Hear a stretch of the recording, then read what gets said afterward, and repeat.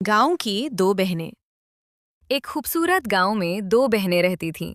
बड़ी बहन ज़ैनब और छोटी बहन आयशा। दोनों एक दूसरे से बहुत मोहब्बत करती थीं। हर सुबह वो अपने वालिदैन के साथ खेतों में जाती थीं, परिंदों को दाना डालती थीं और जानवरों की देखभाल करती थीं। एक दिन गांव में शदीद बारिश हुई। रास्ते कीचड़ से भर गए और एक बूढ़ी दादी अम्मा घर वापस नहीं जा पा रही थीं। ज़ैनब और आयशा ने फौरन उनकी मदद की। उन्होंने दादी अम्मा का सामान उठाया और उन्हें महफूज तरीके से उनके घर पहुंचा दिया।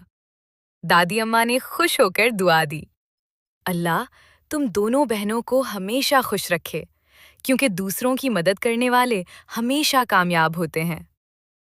उस दिन के बाद पूरे गांव में दोनों बहनों की नेकी और मोहब्बत की मिसाल दी जाने लगी। ज़ैनब और आयशा ने सीखा कि सच्ची खुशी दूसरों की मदद करने और मोहब्बत बांटने में है।